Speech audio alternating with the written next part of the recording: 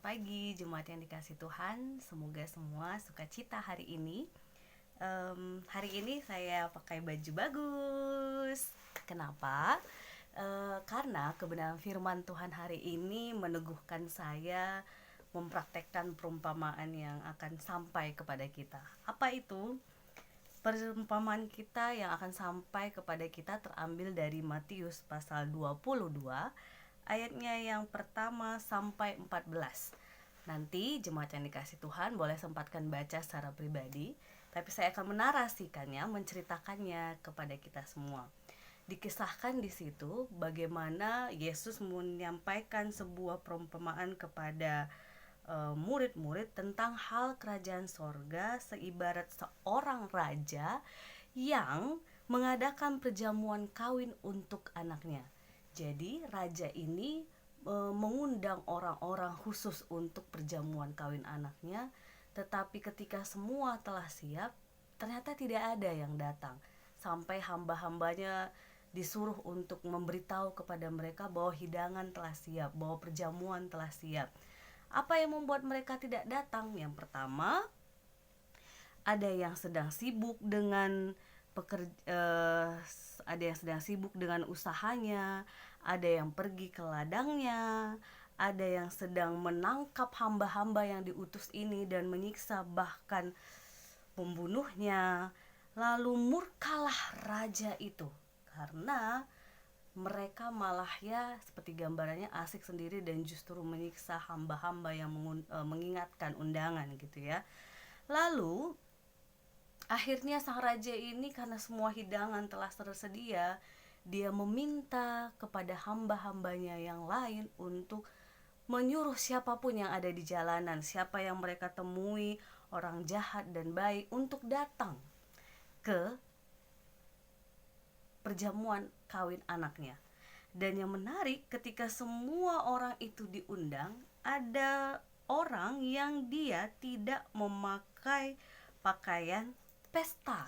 Nah, lalu kata raja itu kepada hamba-hambanya, ikatlah kaki dan tangannya dan campakkanlah orang itu ke dalam kegelapan yang paling gelap, di sanalah akan terdapat retap dan ketak gigi. Jadi di ayat 14 ditegaskan oleh Yesus, sebab banyak yang dipanggil tetapi sedikit yang dipilih.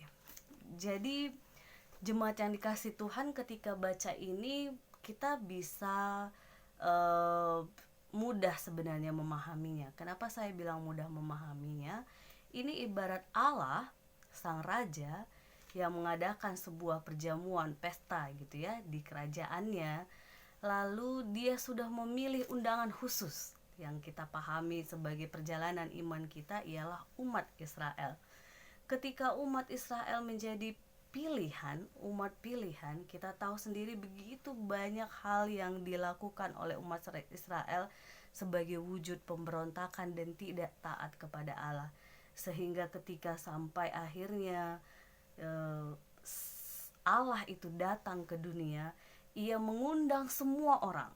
Ia mengundang yang berdosa dan orang-orang yang bukan umat pilihan, bangsa-bangsa, seluruh bangsa, sehingga mereka pun turut serta dalam undangan perjamuan kawin di kerajaannya.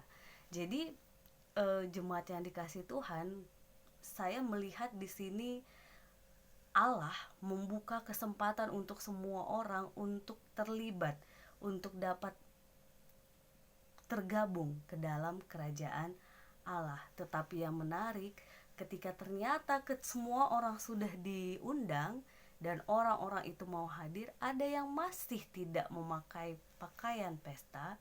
Di sini sebenarnya menggambarkan ada orang-orang yang masih tidak sadar bahwa dia sedang diundang ke dalam kerajaan Allah. Dia sedang diundang untuk sesuatu yang berharga.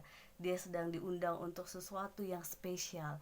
Dia sedang diundang untuk sesuatu perjamuan yang tidak sembarang orang bisa mendapatkan. Dan ini terkadang terjadi pada kita, sikap orang-orang percaya bahwa kita tidak sadar sebenarnya kita ini sebagai anak-anak Allah, tidak sadar sebagai salah satu bagian anggota keluarga Allah, sebagai bagian kerajaan Allah, sehingga pikiran, perkataan, dan perbuatan kita tidak sedang memakai apa yang menjadi kehendak Tuhan dalam hidup kita, tidak sedang memakai apa yang Tuhan kehendaki di dalam setiap sisi kehidupan kita. Sehingga ketika Tuhan tahu itu, Ia memilih hamba-hambanya untuk disingkirkan orang-orang yang tidak memakai pakaian pesta, yaitu pakaian yang seturut dengan kehendak Tuhan, segala kehendak Tuhan yang mestinya kita terapkan dalam pikiran, perkataan, dan perbuatan kita. Jadi jemaat yang dikasihi Tuhan, banyak yang dipanggil tetapi sedikit yang terpilih. Ini perjuangan kita. Di tengah-tengah pandemi seperti ini, saya yakin ada banyak tantangan yang kita hadapi. Ada banyak dinamika yang kita lewati, entah pekerjaan, keluarga, bahkan pelayanan sekalipun. Tetapi saat ini saya dan Bapak Ibu, teman-teman pemuda, anak dan remaja diteguhkan, dikuatkan untuk tetap setia mengenakan apa yang menjadi kehendak Tuhan dalam pikiran, perkataan, dan perbuatan kita, sehingga kelak ketika kita mengikuti perjamuan itu, kita mengenakan baju pesta yang menyenangkan hati Tuhan, bukan mengenakan baju yang membuat Tuhan berduka atas setiap yang kita lakukan di tengah-tengah dunia ini. Tuhan memampukan kita, Tuhan menolong kita untuk melakukan kebenaran firman-Nya. Amin.